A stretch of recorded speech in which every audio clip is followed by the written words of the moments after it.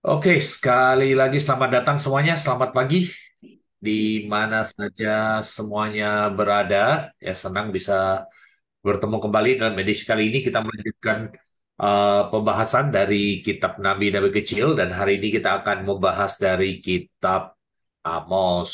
Ya, saya minta teman saya Bu Shani pimpin kita dalam doa. Oke, mari kita berdoa. Bapa kami yang ada di dalam surga, kami sungguh mengucap syukur kembali kami bisa datang ke hadirat-Mu untuk mendengarkan dan belajar bersama mengenai firman-Mu, Bapak. Biar Engkau pimpin kami dari awal sampai akhir, Engkau buka mata hati kami, Engkau buka pikiran kami, begitu juga telinga kami, agar kami bisa mengerti dan bisa belajar lebih dalam lagi mengenai kerajaan-Mu, Bapak. Engkau juga akan pimpin kepada semua anggota yang akan bergabung di dalam Zoom. Mari belajar Alkitab di sini, Bapak, biar Engkau sendiri yang akan menuntun dan semua alat-alat yang akan digunakan itu berjalan dengan baik, Bapak. Engkau juga urapi Pak Hengki yang akan memberikan firman-Mu, biar Engkau sendiri yang akan berbicara melalui Pak Hengki dengan jelas dan kami bisa mengerti dengan baik dan kami bisa melakukannya di dalam kehidupan kami sehari-hari. Terima kasih Bapak, semua ini kami mengucap syukur untuk acara ini dan kami serahkan semua acara ini akan ke dalam tangan-Mu, Tuhan Yesus Juru Selamat kami yang hidup. Haleluya. Amin. Amin. Oke, terima kasih. Saya coba bawa kembali Zoom saya dulu. Oke, hari ini kita akan melanjutkan untuk bicara mengenai kitab Amos ya. Ini salah satu kitab yang bisa dikatakan kita di gereja juga tidak terlalu banyak bicarakan ya. Kita harus mengakui sebagai pendeta kita tidak banyak membahas, tidak banyak mengutip dan juga tidak banyak berkhotbah dari kitab Amos ya. Dan bagi banyak orang Kristen kitab Amos ini merupakan bisa dikatakan satu kitab yang asing sekali. Padahal kalau kita lihat, kita pelajari kitab Amos ini cukup banyak pelajaran yang kita bisa pelajari di sini.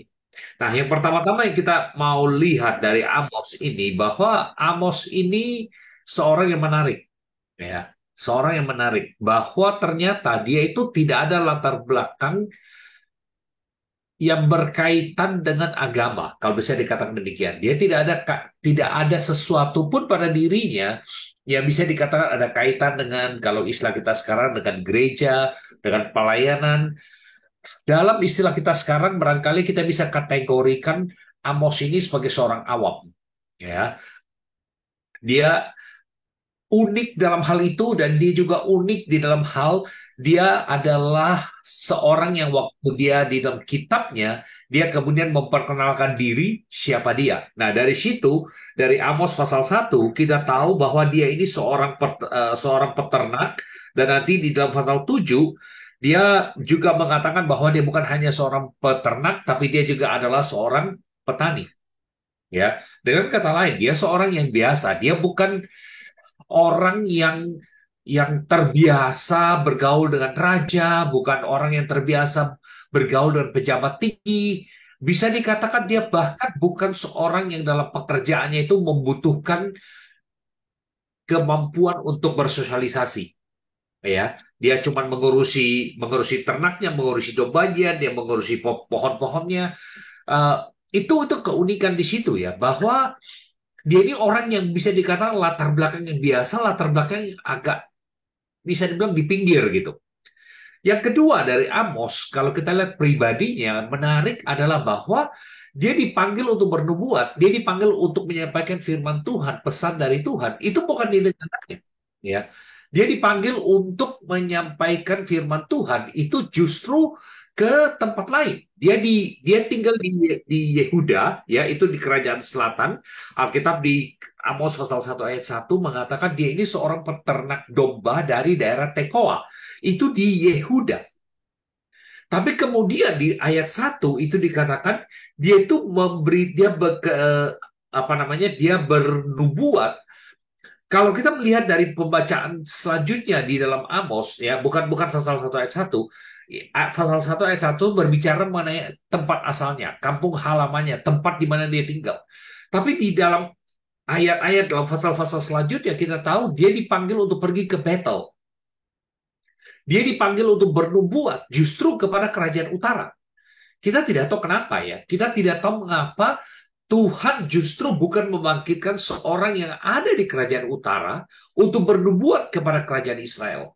Dan kenapa harus Tuhan membawa seorang jauh-jauh dari selatan, dibawa ke utara untuk berbicara kepada raja? Bahkan kalau kita melihat di dalam pasal 7 nanti, Amos ditolak. Itu pada dasarnya adalah karena dia itu dari selatan. Dia bukan orang setempat. Dia orang luar. Nah, dua hal ini membuat Amos ini menjadi seorang yang bisa dikatakan unik, seorang yang agak berbeda dari nabi yang lain, ya. Nah, kalau kita berbicara soal misalnya dia dipanggil untuk kepada bangsa asing, kepada orang asing, Yunus itu juga seperti itu. Tetapi paling tidak Yunus itu seorang nabi misalnya. Amos ini cuma orang biasa, dia seorang peternak, seorang yang bisa dikatakan latar belakangnya tidak ada kaitan dengan agama. Tapi ternyata Tuhan tuh memakai dia untuk berbicara kepada raja.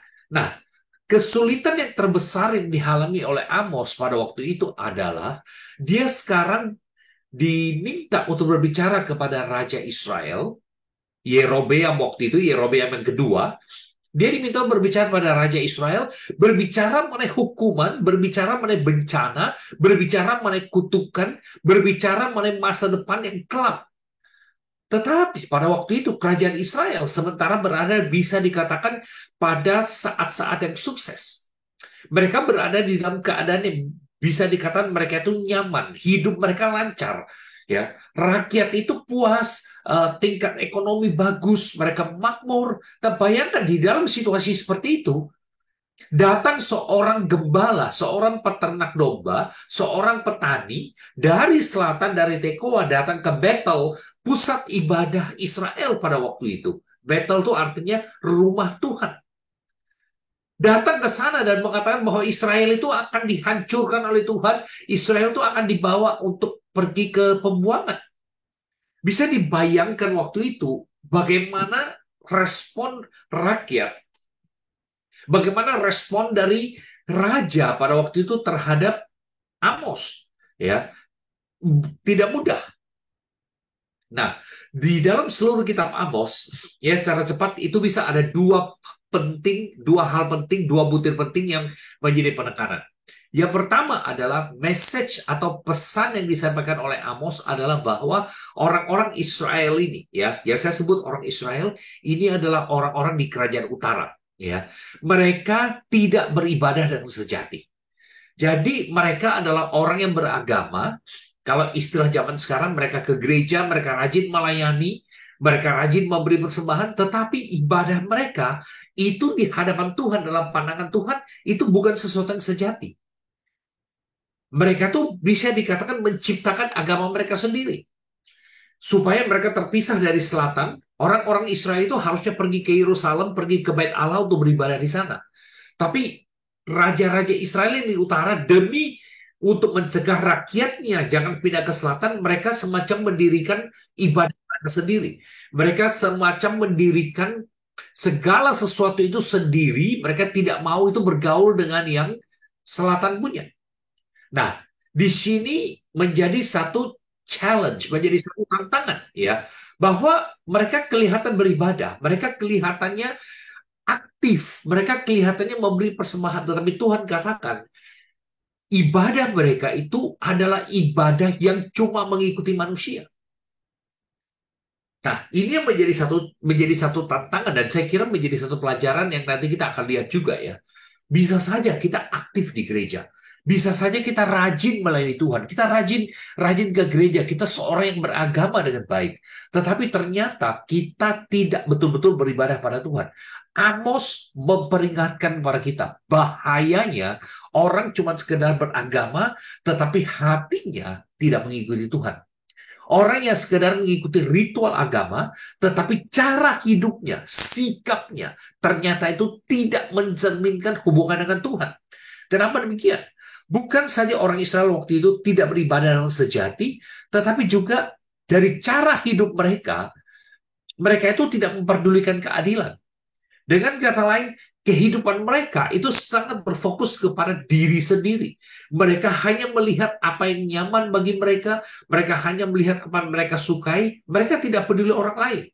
Bahkan kalau perlu, mereka akan menindas orang lain demi supaya karir mereka sendiri bisa maju, demi supaya mereka bisa mendapatkan uang, demi supaya masa depan mereka lebih baik, dan mereka tidak peduli pada orang lain. Nah, dua hal ini berkaitan. Ya, yang pertama mereka tidak beribadah dalam sungguh-sungguh. Tuhan mengatakan ibadah kamu itu palsu. Aku benci ibadah kamu. Tapi di sisi lain juga mereka itu tidak peduli kepada keadilan. Mereka tidak peduli kepada orang lain. Sikap mereka, cara hidup mereka itu tidak benar sama sekali.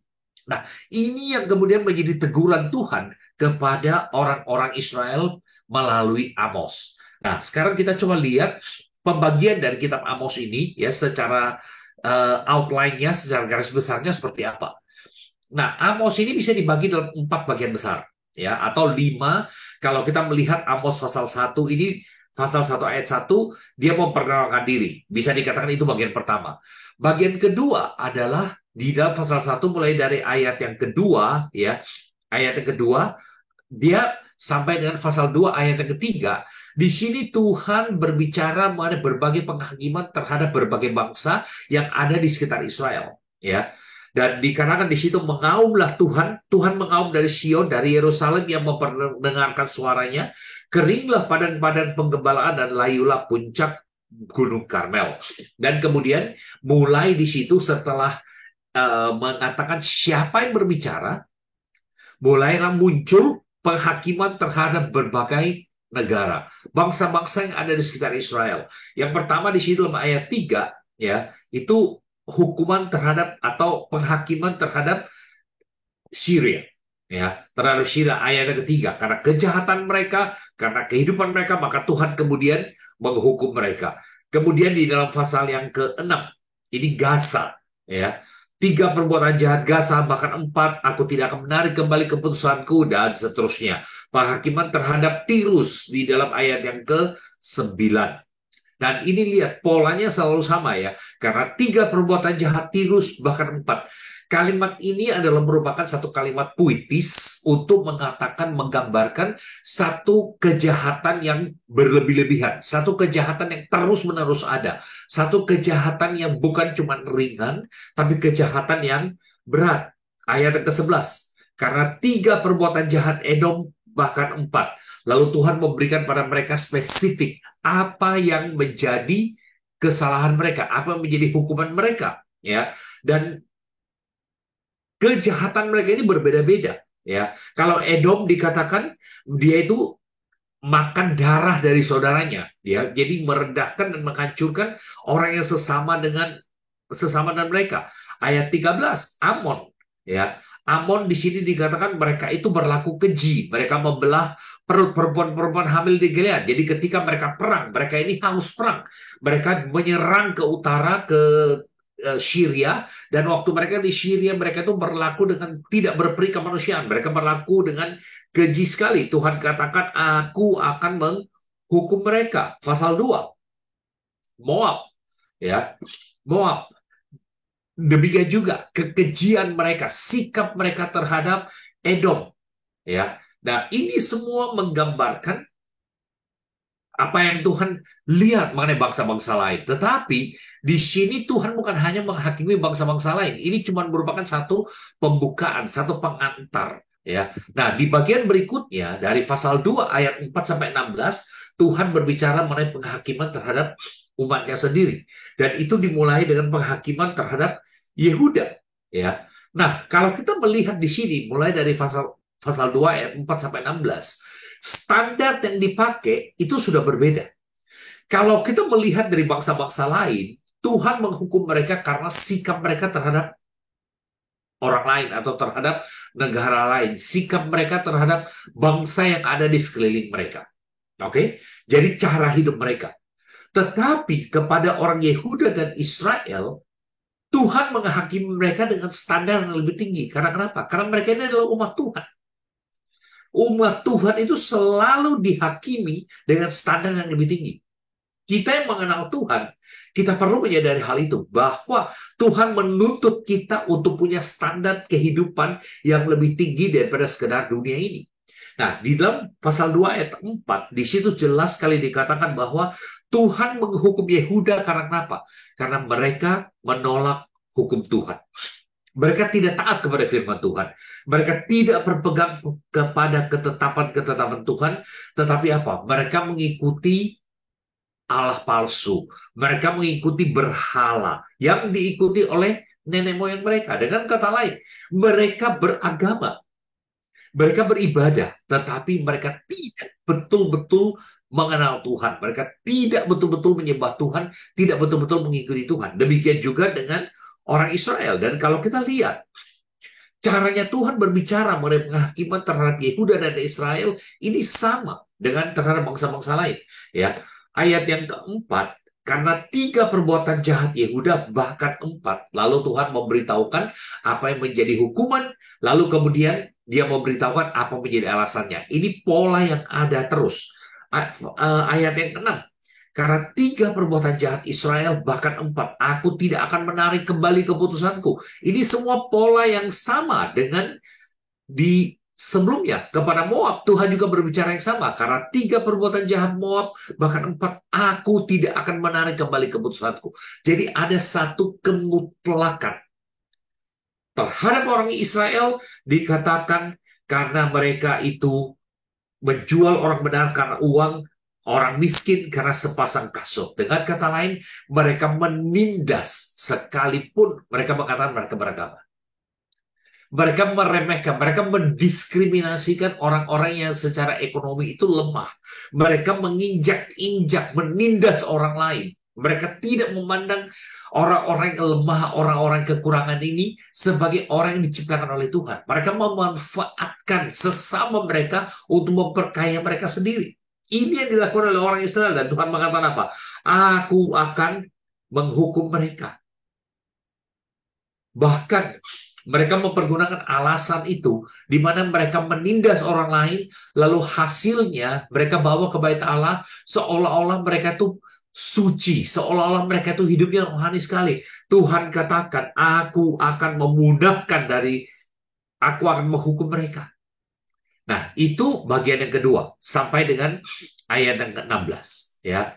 Nah, kemudian mulai dari pasal 3, ini secara lebih spesifik berbicara lebih mendetail mengenai apa yang menjadi dosa orang Israel. Nah, lihat di dalam ayat yang kedua, pasal 3 ayat yang kedua. Hanya kamu yang kukenal dari segala kaum di muka bumi. Sebab itu aku akan menghukum kamu karena segala kesalahan kamu. Nah, di sini Tuhan berbicara secara lebih spesifik, bukan kepada kerajaan Yehuda yang selatan, tetapi kepada kerajaan utara, kerajaan Israel. Ya, Tuhan katakan dari seluruh bangsa di muka bumi ini, cuma kamu yang saya kenal. Karena kenapa? Karena aku yang membawa kamu keluar dari tanah Mesir. Kamu tuh milikku. Kamu tuh milikku. Kamu tuh harus hidup dan mengikuti aku. Tapi ternyata kamu itu tidak mengikuti aku. Aku akan menghukum engkau. Dan di sini dia berbicara mengenai ketidakadilan, ya, ketidakadilan yang dilakukan oleh orang Israel yang membuat mereka itu layak dan harus dihukum oleh Tuhan. Mulai dari ayat yang ke-9, ya. Bangsa-bangsa dari negara lain itu akan mendengar bahwa Tuhan menolak Israel. Ya, jadi reputasi Israel itu akan dibawa keluar, dan bangsa-bangsa lain yang tadinya takut kepada Tuhan karena mereka melihat bagaimana Tuhan menjaga, melindungi Israel, membawa Israel keluar dari Mesir, sekarang Tuhan menghukum orang-orang Israel. Dikatakan di Damsyik, ya, di Mesir, mereka akan mendengarkan, mereka akan tahu bahwa Tuhan itu sudah meninggalkan Israel. Karena apa? Mereka tidak tahu berbuat jujur. Mereka itu menimbun kekerasan, aniaya di dalam purinya, dan seterusnya. Ya, jadi ayat yang ke-11, sebab itu beginilah firman Tuhan, musuh akan ada di sekeliling negeri, kekuatanmu akan ditanggalkan daripadamu, purimu akan dijarah. Ayat yang ke-12, seperti gembala melepaskan dari mulut singa dua tulang betis atau potongan telinga. Demikianlah orang Israel yang diam di Samaria akan dilepaskan seperti sebagian dari katil, seperti sepenggal dari balai-balai. Nah, saudara-saudara dikasih Tuhan, di sini kita melihat mereka adalah umat Tuhan. Tapi bukan berarti ketika mereka berdosa, Tuhan tidak menghukum mereka. Bahkan kita lihat di sini, karena mereka adalah umat Tuhan, ketika mereka berdosa, Tuhan menghukum mereka dengan lebih berat. Semuanya sampai dengan pasal yang ke-6 di sini, kita melihat interaksi, semacam percakapan, di mana orang Israel itu terus terus membantah, mereka terus membangkang, mereka tetap tidak mau mengikuti Tuhan. Mereka merasa bahwa mereka ini adalah umat Tuhan, mereka adalah milik Tuhan, maka Tuhan itu tanda kutip wajib untuk memberkati mereka, wajib untuk memberikan pada mereka apa yang mereka mau. Ya, nah Tuhan mengatakan tidak. Aku akan menghukum engkau. Ayat pasal yang keempat ayat 12. Sebab itu demikian akan kulakukan kepadamu hai orang Israel. Oleh karena aku akan melakukan yang demikian kepadamu. Perhatikan bagian terakhir dari ayat 12 ini. Pasal 4 ayat 12. Maka bersiaplah untuk bertemu dengan Allahmu, hai Israel. Bersiaplah untuk bertemu dengan Allahmu. Bayangkan, mereka pikir selama ini mereka bertemu dengan Tuhan. Tuhan katakan, tidak. Kamu tidak beribadah, kamu tidak bertemu dengan saya. Sekarang aku akan datang kepadamu untuk menghakimi engkau, untuk menghukum engkau. Ya. Dan di sini kemudian dia berbicara mengenai Amos. Di sini kemudian memberikan nubuat mengenai Israel akan dibuang, Israel akan dihancurkan. Pasal 5 ayat 1. Dengarlah perkataan ini yang kuucapkan tentang kamu sebagai ratapan, hai kaum Israel. Telah rebah, tidak akan bangkit lagi. Anak darah Israel terkapar di atas tanahnya, tidak ada yang membangkitkan. Israel akan dihancurkan, Israel akan dibinasakan. Itu dosa-dosa yang dialami oleh orang Israel. Sampai pasal 6 ayat 14, Tuhan menjabarkan kepada mereka, memberitahukan kepada mereka secara mendetil apa yang menjadi kesalahan mereka. Dan salah satu hal yang terbesar di situ bukan saja sikap mereka terhadap sesama yang tidak baik, tetapi juga ibadah mereka itu ditolak oleh Tuhan, ibadah mereka itu tidak disukai. Coba lihat di dalam pasal yang kelima. Pasal 5 ayat 21. Aku membenci, aku menghina perayaanmu. Aku tidak senang dengan perkumpulan rayamu. Perkumpulan raya di sini ini berbicara mengenai bagaimana mereka merayakan hari-hari raya. Sungguh apabila kamu mempersembahkan kepadaku korban-korban bakaran dan korban-korban sajianmu, aku tidak suka. Dan korban keselamatanmu berupa ternak yang tambun, aku tidak mau pandang. Jauhkanlah daripadaku keramaian nyanyian-nyanyianmu. Lagu gambusmu tidak mau aku dengar. Ayat 24. Tetapi biarlah keadilan bergulung-gulung seperti air dan kebenaran seperti sungai yang selalu mengalir. Nah, apakah kamu mempersembahkan kepadaku korban kesembelihan dan sajian selama 40 tahun di padang gurun, hai orang Israel? Ya, Tuhan menantang. Kamu pikir bahwa karena kamu memberi persembahan kepadaku, maka aku berkenan kepadamu. Coba ingat, waktu kamu di padang gurun dulu, apakah kamu kasih persembahan? Bukannya aku tetap mengangkat engkau sebagai anakku? Bukankah aku tetap melindungi engkau? Bukankah aku tetap bersama dengan engkau? Saudara bisa lihat, orang Israel kaya raya, mereka sukses. Mereka pikir mereka bisa menyogok Tuhan, bisa membawa sesuatu dan melalui apa yang mereka bawa Tuhan akan senang. Tuhan katakan dulu, kamu udah ada apa-apanya. Aku yang memilih engkau, aku yang menyelamatkan engkau. Ibadah mereka ditolak oleh Tuhan. Ya. Nah, bagian yang terakhir, mulai dari pasal 7, kembali di sini masih tetap berbicara mengenai penghakiman. Tetapi di sini kemudian kita melihat bahwa mulai ada harapan bahwa Tuhan tidak akan menghancurkan mereka sama sekali. Pasal 7 itu dimulai dengan Tuhan mau menghukum mereka dengan cara tertentu Kemudian Amos di sini berfungsi sebagai pembela bagi orang Israel. Amos di sini berfungsi sebagai orang yang berdoa, bersyafaat bagi orang-orang Israel. Waktu Tuhan katakan, aku akan menghukum mereka dengan belalang, pasal 7 ayat yang kedua, Amos berkata, Tuhan Allah, berikanlah kiranya pengampunan. Bagaimana Yakub dapat bertahan? Bukankah ia kecil? Lalu menarik ayat yang ketiga, di situ dikatakan, maka menyesallah Tuhan karena hal itu. Itu tidak akan terjadi. Tuhan sepertinya kalau kita lihat di sini mengubah apa yang dia mau lakukan. Karena kenapa? Penekanannya di sini bukan Tuhan itu berubah.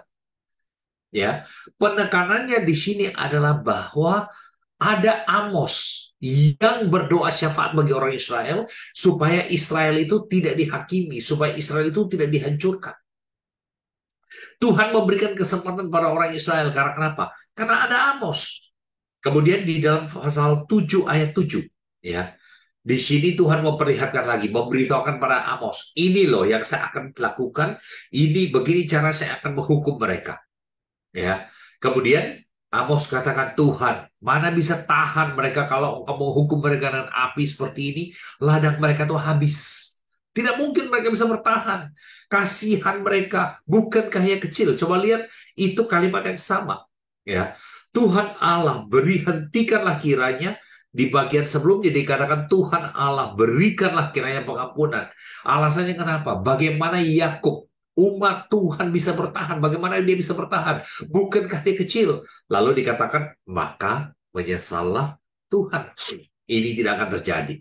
Sampai kemudian Tuhan memberikan kepada Amos, memberitahukan kepada Amos apa yang dia akan lakukan. Nah, di dalam pasal 7 ayat 7 sampai 9, ini kita ketemu satu kata yang barangkali tidak banyak orang yang bisa mengerti. Tali sifat. Ya, pasal 7 ayat 8.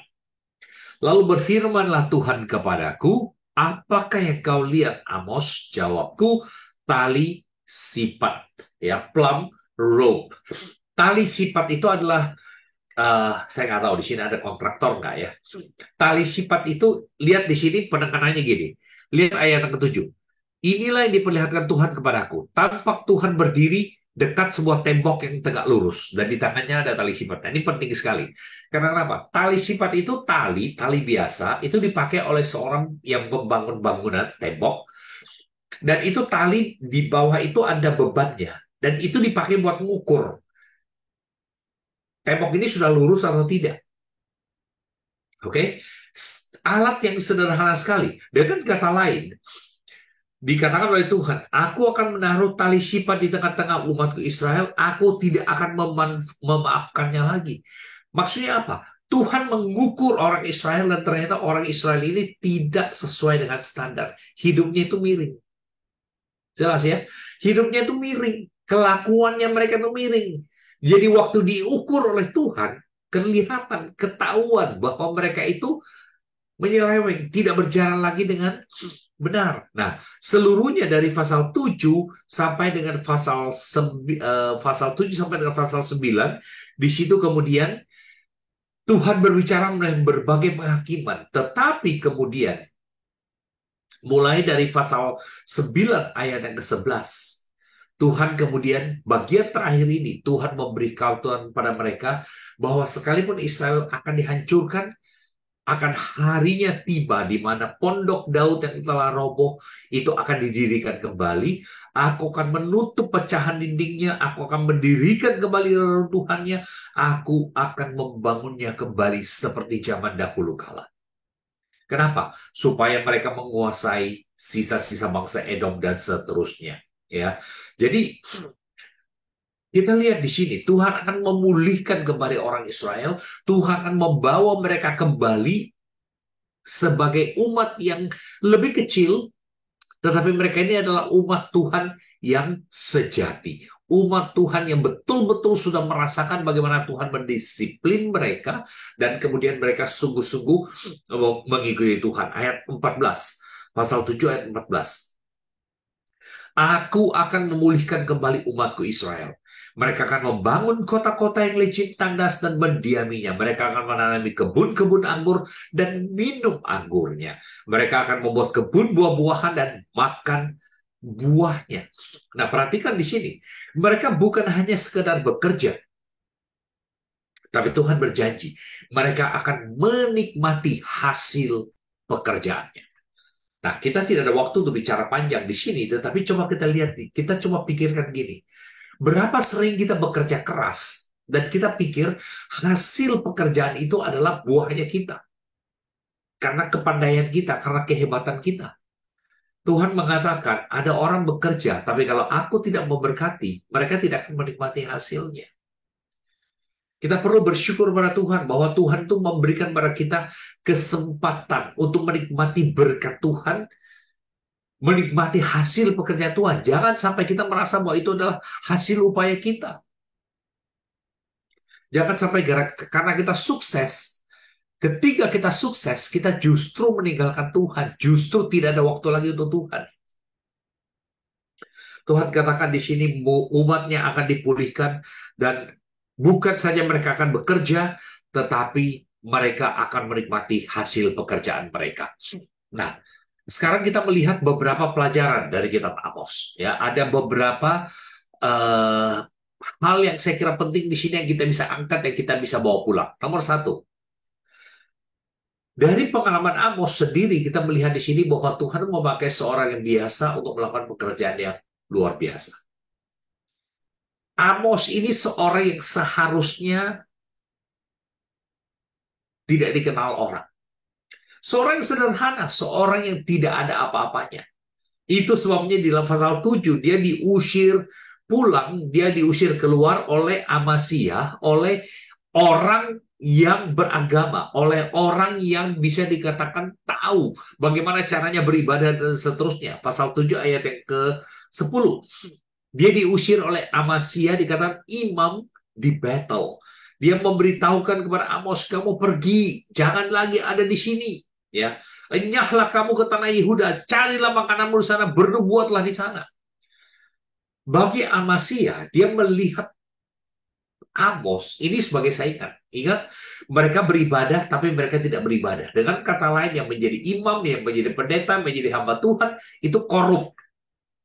Sekarang mereka melihat Amos datang membawa berita seperti ini yang bertentangan dengan berita yang indah yang mereka selama ini khotbahkan, mereka sampaikan. Menjanjikan berkat Tuhan kepada orang Israel sekalipun itu semua salah. Mereka tidak suka dengar. Amos dianggap terlalu keras. Amos dianggap ini melanggar wilayah teritorinya, geografinya. Kamu tuh dari Yehuda. Sudah, kamu cari makan di sana. Kalimat ini jelas menunjukkan Amasya melihat jabatannya itu sebagai sumber penghasilan. Dan bayangkan Tuhan jauh-jauh membawa seorang dari Tekoa, membawa dia datang ke Betel, ke pusat ibadah, untuk memberitahukan kepada Amasya bahwa ibadahmu dan kamu sebagai pemimpin itu ditolak oleh Tuhan. Tuhan tidak memanggil orang yang pintar, orang yang luar biasa, orang yang punya S3, orang yang punya pendidikan yang luar biasa. Tuhan memakai seorang gembala. Yang menariknya adalah kita tidak tahu setelah selesai tugas yang dilakukan oleh Amos ini apa yang dilakukan. Apakah dia tetap menjadi nabi? Atau setelah dia menyampaikan semua pesannya ini di Israel, dia kemudian kembali ke Yehuda. Dan setelah dia kembali, apakah dia melayani di bait Allah pada waktu itu? Atau dia kembali dan kemudian kembali kepada kehidupannya sehari-hari, pekerjaannya sehari-hari sebagai seorang peternak. Ya, ayat 14, jawab Amos kepada Amasya. Aku ini bukan nabi. Aku tidak termasuk golongan nabi. Aku ini seorang peternak. Aku ini pemungut buah ara di hutan. Tetapi Tuhan mengambil aku dari pekerjaan menggiring kambing domba. Dan Tuhan berfirman kepadaku, pergilah bernubuat terhadap umatku Israel. Tuhan memakai orang yang biasa untuk melakukan pekerjaan yang luar biasa. Saudara jangan pikir saya ini tidak ada apa-apanya ya. Saya tidak bisa bersaksi, saya tidak bisa melayani. Saya ini cuma orang biasa. Jangan pernah lupa Tuhan memakai orang biasa. Orang seperti kita semua untuk bisa melakukan pekerjaan-pekerjaan yang besar. Pertanyaannya bukan soal kita mampu atau tidak. Kalau kita lihat dalam Alkitab, Tuhan tidak pernah mempermasalahkan kemampuan seseorang. Tuhan cuma mempertanyakan dia bersedia atau tidak. Nah, ini membawa kita kepada hal yang kedua. Menaati panggilan Tuhan bukanlah hal yang mudah. Bayangkan waktu itu Amos.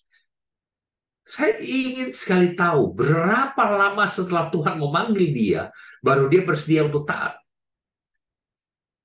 Dia meninggalkan, saya membayangkan ya, dia meninggalkan kambing dombanya. Siapa yang urus itu? Dia sekarang pergi ke Israel. Keluar dari zona nyamannya, keluar dari tempat yang dia sudah kenal dengan baik, pergi ke negara yang sukses, yang lebih maju dari negaranya sendiri. Pergi ke Bethel, pusat ibadah yang bisa dikatakan besar, yang mewah, yang megah pada waktu itu. Lalu dia datang.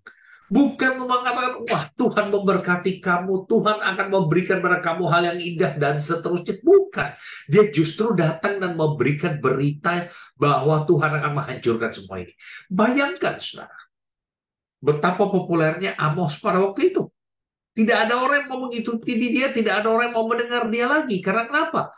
Apa yang dia sampaikan itu bukan sesuatu yang populer. Apa yang dia katakan itu bukan sesuatu yang suka didengar oleh orang. Zaman sekarang, saudara, banyak hamba Tuhan itu lebih suka berkhotbah mengenai hal-hal yang tidak akan membuat jemaat itu menjadi marah. Lebih baik bicara mengenai yang indah. Orang datang ke gereja kan maunya mendapatkan sesuatu yang indah, sesuatu yang nyaman. Pikir, saudara, kita perlu memikirkan hal ini dengan baik. Kita datang ke gereja, dan pendeta tahu orang datang ke gereja itu supaya mereka pulang itu terhibur. Mereka pulang tuh mereka mendapat sesuatu. Dapat sesuatu itu bukan berarti ditegur, tapi supaya pulang itu hatinya enak, perasaannya tenang. Amos tidak dipanggil Tuhan untuk seperti itu. Amasya dipanggil melakukan pekerjaannya sebagai seorang profesional. Dia mau membuat jemaatnya senang. Makanya waktu Amos datang, dia usir pulang. Sudah, kamu pulang, cari makan sendiri tempat kamu. Di sini tempatnya raja. Kelasnya kamu dan kelasnya kami itu berbeda. Kamu itu cuma peternak. Kami ini melayani pejabat-pejabat. Kami melayani orang-orang penting. Coba lihat dikatakan di dalam pasal 7 itu. Ya, ayat 12, lalu berkatalah Amasya kepada Amos, "Pelihat, pergilah, enyahlah ke tanah Yehuda, carilah makananmu di sana, dan bernubuatlah di sana." Dia tidak melarang untuk Amos bernubuat. Dia cuma katakan ayat 13, "Jangan lagi bernubuat di Betel, sebab inilah tempat kudus raja. Ini bait suci kerajaan. Siapa kamu? Kamu tuh tidak level dengan kami di sini. Kamu tuh cuma rakyat biasa. Kamu tuh cuma peternak. Pulang, kamu lakukan tugasmu di sana. Di sini caranya berbeda. Kamu tuh tidak sopan. Kamu tidak ngerti ritualnya. Kamu tidak mengerti upacaranya. Kamu tidak mengerti bagaimana caranya." Saya bayangkan Amos pada waktu itu ya. Amasya pakaiannya bagus. Badannya wangi barangkali. Berada di bait Allah yang megah. Kerajaan deh. Yang punya itu adalah raja. Datang Amos yang pakaiannya compang-camping, barangkali yang pakaiannya sederhana, yang bahasanya barangkali sederhana, lalu mengatakan demikianlah firman Tuhan. Bisa bayangkan enggak suasana pada waktu itu? Bisa bayangkan enggak situasi pada waktu itu? Tidak mudah bagi Amos untuk mengikuti panggilan Tuhan. Tidak mudah bagi dia untuk menaati apa yang Tuhan berikan kepada dia. Yang ketiga, Amos tetap mengikuti panggilan Tuhan karena dia tahu satu hal. Panggilan Tuhan itu adalah panggilan yang tertinggi dan termulia. Tuhan mengambil aku dari pekerjaan menggiring kambing domba dan Tuhan berfirman kepadaku, maka dia pergi. Tidak ada panggilan yang lebih tinggi. Sama ulang ini. Tidak ada panggilan yang lebih tinggi daripada panggilan Tuhan kepada kita semua untuk bilang melayani dia. Saya beberapa kali saya mengatakan ya, pendeta itu jabatan duniawi. Pendeta itu, maksud saya begini, yang menentukan seseorang itu bisa menjadi pendeta atau tidak, itu adalah gereja. Gereja mengatakan, kamu tuh sudah memenuhi syarat sebagai pendeta, ya sudah, ditahbiskan jadi pendeta. Dengan kata lain, seseorang menjadi pendeta di satu sisi, itu adalah berarti dia sudah memenuhi standar dari gereja itu. Tapi ada sesuatu yang lebih tinggi, yaitu waktu disebut sebagai hamba Tuhan. Hamba Tuhan. Tiap kali kita disebut sebagai hamba Tuhan, itu melampaui dari jabatan kita masing-masing. Kita mungkin guru sekolah minggu, kita mungkin usher di gereja, kita mungkin care team atau apa. Lepas dari semua itu, kita bisa punya jabatan yang diberikan oleh gereja. Tetapi panggilan yang paling tinggi, panggilan yang paling mulia, itu adalah panggilan kita sebagai hamba Tuhan. Saya pendeta. Waktu disebut hamba Tuhan, itu bukan cuma saya sebagai pendeta. Saudara sekalian yang melayani Tuhan. Saudara semua adalah hamba Tuhan. Tuhan memanggil kalian di dalam posisi kalian masing-masing untuk tugas tertentu, untuk pelayanan tertentu yang Tuhan mau percayakan pada kalian. Ada yang bersifat terus-menerus. Tetapi ada juga pelayanan yang barangkali Tuhan mau kalian lakukan itu hanya satu kali saja. Ada sesuatu yang barangkali dilakukan secara konsisten. Tetapi juga ada yang barangkali untuk satu peristiwa tertentu Tuhan mau memakai saudara untuk melayani hanya orang tertentu, hanya kelompok tertentu, pada waktu tertentu. Apapun panggilan Tuhan pada kita, saudara, panggilan Tuhan itu adalah panggilan yang tertinggi. Bisa melayani Tuhan, itu adalah suatu kehormatan terbesar yang saudara dan saya bisa punya sebagai seorang manusia. Yang keempat, ibadah itu adalah untuk memuaskan Tuhan, bukan untuk memuaskan manusia. Dengan kata lain, ketika kita datang ke gereja, kita itu datang bukan untuk mendapat sesuatu. Kita datang bukan supaya kita pulang, kita itu puas, hati kita senang, perasaan kita enak, mood kita itu nyaman. Oh betul, kita bisa merasakan semua itu tidak salah. Tetapi kalau kita datang ke gereja untuk mencari seperti itu, maaf kalau saya katakan, salah. Kita datang ke gereja justru untuk membuka diri kita kepada Tuhan. Untuk memberikan kesempatan kepada Tuhan untuk membentuk kita. Berarti ada kemungkinan, ada waktunya. Sebagai bagian dari pembentukan Tuhan itu, kita pulang justru dengan membuat perasaan kita tuh jadi tidak enak. Tuhan mungkin akan menegur kita pada waktu itu. Tuhan mungkin akan memperlihatkan kepada kita pada waktu itu hal-hal yang kita tidak suka. Kalau kita datang ke gereja, kita beribadah, itu bukan untuk memuaskan Tuhan, bukan untuk menyenangkan Tuhan, bukan untuk mendengar apa yang Tuhan katakan. Ibadah kita itu bukan ibadah yang sejati. Ibadah kita yang sebenarnya adalah satu ibadah di mana kita datang kepada Tuhan, membiarkan Tuhan membentuk kita, membiarkan Tuhan itu berbicara kepada kita, membiarkan Tuhan barangkali menegur kita, barangkali mengoreksi kita, barangkali mengarahkan kita, melakukan apapun yang Tuhan mau, sesuai dengan maunya Dia. Kembali, tidak berarti bahwa tiap kali kita beribadah lalu pulang hati kita tenang.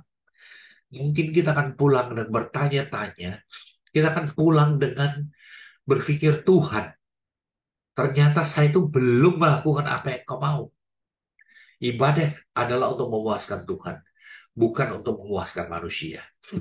Yang berikutnya, Sikap terhadap sesama itu menjadi cermin daripada hubungan kita dengan Tuhan. Di dalam pembacaan kita tadi, salah satu teguran pada orang Israel adalah sikap mereka terhadap sesama. Mereka berlaku tidak adil. Mereka menindas orang-orang yang dikasihi oleh Tuhan. Yang kaya itu makin kaya, yang sukses makin sukses. Bukan berarti kita tidak boleh kaya. Bukan berarti kita tidak boleh sukses. Ketika kita kaya, ketika kita sukses, ketika kita berhasil, kita patut bersyukur kepada Tuhan bahwa Tuhan memberikan kepada kita kesempatan untuk menikmati berkat-Nya. Ingat, Tuhan yang memberi. Tuhan kemudian juga memberikan pada kita kemampuan. Bukan cuma menanam, tapi untuk menikmati hasil tanaman itu. Bukan hanya untuk bekerja, tapi juga menikmati hasil pekerjaan itu. Itu penting bahwa kita bisa menikmati itu dari Tuhan. Nah, kalau kita mengerti bahwa itu adalah dari Tuhan, kita tidak boleh lalu mempergunakan status kita untuk memandang remeh orang lain, untuk memandang rendah orang lain.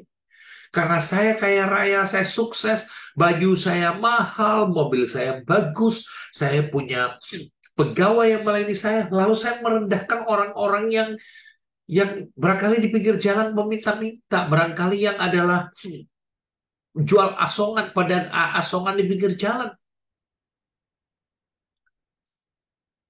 Dalam kehidupan saya berkali-kali, saya itu mendapatkan pengalaman di mana Tuhan itu mengingatkan saya, Hengki, kamu bisa ada sebagai yang kamu ada sekarang, itu semata-mata karena saya. Saya melihat ada orang yang, saya kepikir ya, bisa saja saya lahir di dalam posisi orang itu. Saya masih ingat pengalaman saya beberapa tahun lalu, ya, saya ke Mesir. Kemudian satu sore, itu diajak naik kapal, naik Feluka, cuman di Sungai Nil, muter-muter aja di Sungai Nil itu, nggak jauh dari, tidak pergi jauh sekali. Lama-lama ya bosan juga ya, naik kapal layar gitu, ya foto-foto, pemandangan bagus, matahari terbenam. Tapi saya tertarik, lalu berusaha bicara dengan nahkoda kapalnya. Nahkoda kapalnya lalu ada seorang anak kecil, lalu guide-nya saya. Jadi kami cuma berempat di kapal itu. Saya tanya kepada guide saya, si nahkoda ini di mana dia, apa yang dia lakukan, lalu saya diceritakan, oh itu di kali sekali kasih lihat itu seperti ada lemari gitu, di situ dia tidur, kalau malam dia tidur di situ, ya, dia punya kampung itu jauh dari tempat di mana kami berada. Saya tidak tahu bagaimana ceritanya, pokoknya akhirnya belakangan saya tahu umurnya itu sama dengan saya, dan itu membuat saya diam ya. No, umurnya mungkin 2 tahun lebih tua dari saya nggak nyangka. Waktu saya tahu itu, saya terdiam. Karena yang saya terpikir gini, saya kira dia itu sudah umur kira-kira 70 tahun. Mukanya kelihatan tua sekali. Saya pikir ya, saya tidak ada sesuatu yang membuat saya itu bisa lahir di Indonesia, di dalam keluarga yang kemudian menyekolahkan saya sampai kemudian sekarang bisa ke Amerika dan seterusnya. Saya tidak milih untuk lahir seperti itu. Bisa saja saya lahir di Mesir, dan kemudian saya bekerja sebagai nahkoda kapal. Bisa saja saya seperti itu. Bisa saja dia yang berada dalam posisi saya. Nah, kalau kita berpikir seperti itu, saudara, bagaimana mungkin kita melihat pegawai kita, melihat orang di pinggir jalan yang barangkali menyapu jalan, melihat orang yang barangkali meminta-minta atau orang miskin, kita lalu berani merendahkan mereka, berani meremehkan mereka. Lalu sudah begitu kita meremehkan mereka dan kita mengatakan kita ini mengikuti Tuhan, kita ini menyembah Tuhan. Amos sangat jelas mengatakan kalau kita betul-betul beribadah kepada Tuhan, kita akan berlaku adil terhadap sesama. Kita tidak akan merendahkan sesama. Kita tidak akan menghina mereka. Kita akan menghormati mereka, kita akan menghargai mereka. Sikap kita terhadap orang yang ada di sekitar kita itu menjadi gambaran, menjadi cerminan bagaimana sebetulnya hubungan kita dengan Tuhan. Dan yang terakhir, Di dalam keadaan kita berdosa seperti apapun, terpuruk seperti apapun, saudara, selalu terbuka jalan kembali kepada Tuhan. Tuhan bisa memulihkan asal kita mau kembali kepada Dia. Dan jalan yang pertama, langkah pertama pemulihan itu adalah melalui Tuhan Yesus. Itu sebabnya di dalam pasal 9 di situ Tuhan berjanji. Di sini diberikan janji mengenai Mesias yang akan datang. Ya, diberitahukan bahwa suatu hari setelah penghakiman-penghakiman ini, Mesias akan datang dan Tuhan akan memulihkan kembali umatnya. Nah, saudara-saudara dikasih Tuhan, Tuhan akan memulihkan kembali. Akan tiba waktunya, di mana dikatakan pondok Daud yang telah roboh itu, aku akan menutup pecahan-pecahan dindingnya. Aku akan membawa mereka untuk kembali. Kita bisa berdosa, kita bisa hidup dengan hina, dengan nista, tapi ketika kita bersedia kembali kepada Tuhan, tidak ada dosa yang terlalu besar yang Tuhan tidak bisa ampuni. Yang seringkali membuat kita tetap hidup dalam dosa, itu bukan karena Tuhan tidak mengampuni, tetapi lebih pada karena kita tidak kembali kepada Tuhan. Kita tidak minta ampun kepada Tuhan. Kita tidak datang kembali kepada Tuhan, membiarkan Tuhan mengubah kita, memperbaharui kita, berusaha untuk membawa kita kembali. Kita justru berusaha cari cara kita sendiri, hidup kita sendiri. Kalau saya lihat dalam Alkitab, saudara, tokoh-tokoh penting itu seringkali justru punya pengalaman berbuat dosa yang berat. Musa, Daud, Paulus, Petrus. Mereka ini adalah hal-hal di latar belakangnya yang membuat mereka itu tidak akan bisa, apa istilahnya ya, kalau pakai istilah sekarang, mereka ini butuh healing. Mereka punya trauma. Petrus itu selalu ingat, dia mengkhianati Tuhan, menyangkal Tuhan 3 kali. Paulus dia selalu ingat, aku ini menganiaya orang-orang mengikuti Tuhan Yesus. Daud, Musa, Abraham. Tapi perbedaannya adalah dibandingkan dengan orang lain. Mereka waktu ditegur oleh Tuhan, mereka bertobat, mereka kembali kepada Tuhan, mereka merangkul Tuhan, mereka menerima uluran tangan dari Tuhan. Tuhan mau memulihkan kita. Kita mungkin jatuh dalam dosa. Kita mungkin mengalami berbagai masalah yang membuat kita kemudian mengatakan, saya ini sudah kotor sekali. Tuhan katakan, iya, memang kamu sudah kotor. Tapi mari ikut saya. Saya akan bersihkan engkau kembali. Engkau tetap berharga bagi saya. Nah, saudara-saudara dikasih Tuhan, saya berhenti di sini, saudara. Ya, dan saya harap kita nanti waktu membaca kitab Amos ini, ya, kita bisa betul-betul lebih menyerapi, lebih merasakan, sekalipun di sini Amos banyak berbicara mengenai penghukuman. Bolak-balik bicara mengenai penghakiman, bolak-balik bicara mengenai apa yang dilakukan oleh orang Israel. Tetapi selalu ada satu hal, bahwa Tuhan mengingat mereka. Tuhan mau membawa mereka kembali. Oke, mari kita tunduk kepala, kita masuk ke doa.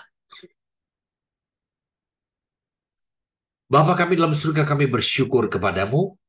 Melalui kitab Amos ini kami diingatkan bahwa ibadah yang sejati itu bukan upacara, bukan apa yang kami lakukan. Ibadah yang sejati adalah apakah kami mengikuti apa yang Tuhan mau kami lakukan atau tidak. Tolong kami Tuhan dalam ibadah kami, dalam kami mengikuti Engkau, kami bukan hanya mementingkan hal-hal yang bersifat ritual, hal-hal yang bersifat upacara di luar, tapi kami boleh lebih mementingkan hubungan kami dengan Engkau, dan juga khususnya supaya sikap kami terhadap sesama, orang-orang di sekitar kami, khususnya orang-orang yang secara sosial, secara ekonomi itu lebih rendah dan tidak ada apa-apanya bagi kami. kami bisa tetap menjadi berkat bagi mereka, kami bisa tetap menghargai mereka, menyadari bahwa Tuhan mau memakai kami untuk bisa menjadi berkat bagi sesama kami. Terima kasih Tuhan untuk kesempatan belajar bersama hari ini. Kiranya Engkau sendiri yang menolong kami supaya kami bisa menjadi berkat bagi orang-orang sekitar kami. Dalam nama Tuhan Yesus, kami berdoa. Amin.